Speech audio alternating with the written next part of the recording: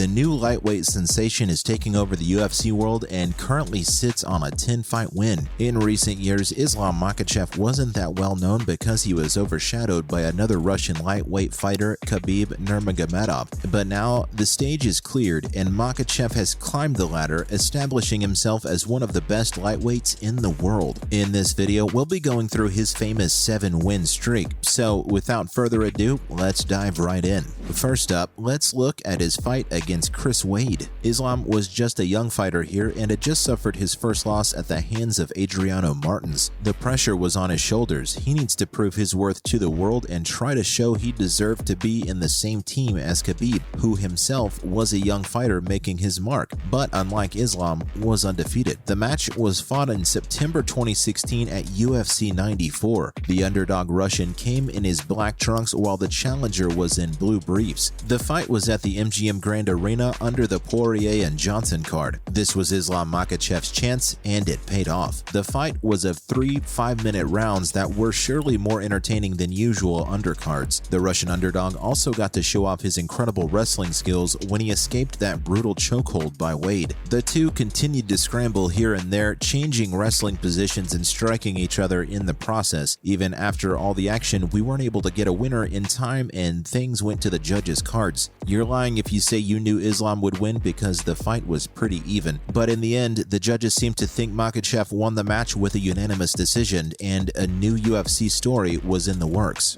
Moving on, we have Nick Lentz. For this fight, Makhachev no longer had that weight on his shoulders of a previous loss. Instead, it was quite the opposite. He now had the confidence boost of a winner, and isn't that all we need sometimes to win in life? But attributing that as the reason for another win for Makhachev is harsh and wrong. Like we didn't know he didn't wrestle with bears at this point, and being in the same training camp as Abdulmanap and Khabib is nothing less than that. The guy put in a lot of hard work. Okay, sorry, back to the fight. February of 2017. Makhachev is still fighting on the undercards, this time for UFC 208, and is up against a now retired American fighter Nick Lentz. The matchup would have been a real test because Lentz was known for his striking and endurance. Qualities perfect to defeat the Russian, but well, they weren't enough. Islam got another chance to showcase his impressive grappling and wrestling skills after he took the American from a standing grip to a top mount, and then just went for an all-out attack. Sounds like a pretty similar approach, right? We don't need to name him, you know who he is.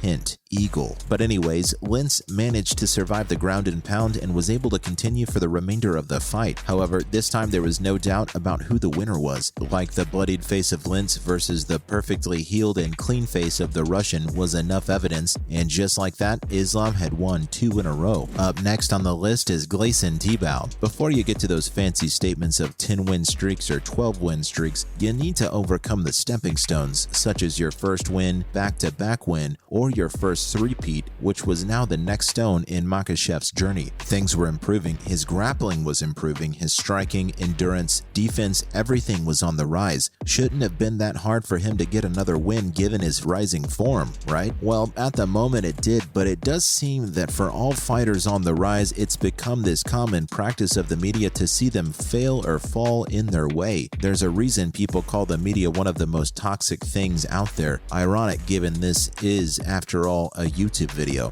But, well, it turns out that, yes, it was super easy for Makhachev to get a hat trick of wins, and he probably did it quicker than the time you've spent on this video. In January 2018, he faced Gleison Tibau at UFC 220. The first round had just started, and both fighters were getting into the moment, dancing around the octagon, throwing fake punches. In this, Islam saw an opening when Gleison did a fake punch, and then, boom, a big left hand, and down went Tibau with his eyes wide open. The referee stopped the match before the Russian even had the opportunity to deliver the final punches. And to perfectly sum up everyone's reaction, we had a stunned Joe Rogan repeatedly shouting "wow" from the announcer's box. What could summarize that 57-second knockout better than that? Now we have Kajan Johnson. From that point onwards, things began to escalate for the Russian fighter. He was no longer just a fighter in the Abdul Manap camp. He was now one of the upcoming fighting beasts in the lightweight division, with a sick knockout in his highlight reel.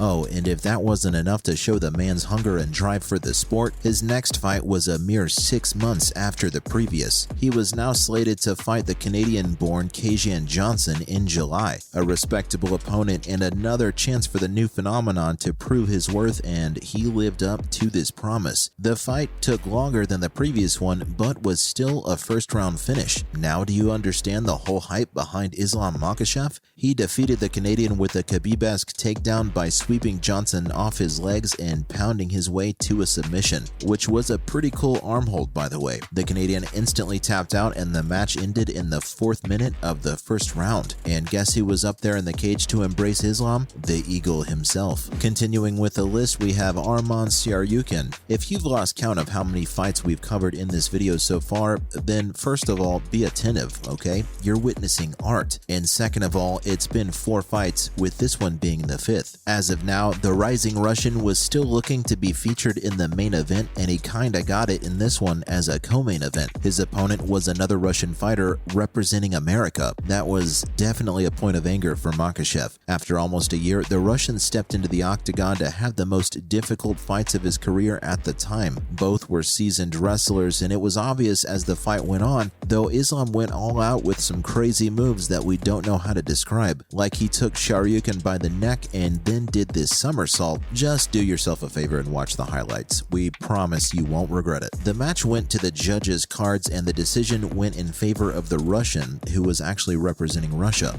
Let's talk about Islam facing Davi Ramos. Okay, it's the penultimate fight of the video, and to give you an idea of the timeline, it's September 2019, UFC 242, the one with the Khabib and Poirier main event. The next hurdle in Islam's way was the Brazilian Jiu-Jitsu master, Davi Ramos. The fight was held in Abu Dhabi, which usually has a 90% fan base of overwhelmingly supportive Makhachev fans, and the ambiance was testimony to that. Though Khabib versus Poirier was obviously the main talk of the night, Makhachev's increasing winning streak was also something that had caught a lot of attention. The fight was electrifying, just like the crowd, with a particular standout moment being when the Russian let out his anger and just hammer punched down at Ramos in a standing mount position. But surprisingly, wasn't enough to stop the match, and it again went to the judges' cards. At this point, we don't think we have to tell you who won, it's kinda obvious. Let's take a look at his latest fight against Drew Ober. The final fight for this video, but not the final one of his winning streak, which currently is at 10 at the time of this video's recording and might be 11 if Islam puts a stop to another Brazilian Jiu-Jitsu master, Charles Oliveira, which, by the way, is the main event fight. But back to the 7th win streak fight. The Russian star was now set to face Drew Ober at UFC 259. The American fighter was easy pickings for Makhachev, who finished the match in the 3rd round. Ober defended well against the takedowns at the start, but maybe it was the lack of crowd and support that played a role. Imagine being in an octagon without the crowd chants, and instead you get to hear Khabib shouting in Russian, which probably loosely translates to smash him. Not the ideal winning scenario, and Islam got his submission in the end. That's a wrap for this video. What are your thoughts on Islam Makhachev and his journey in the UFC? Let us know in the comments below. Make sure to give this video a thumbs up and subscribe to our channel for more videos like this. See you in the next one.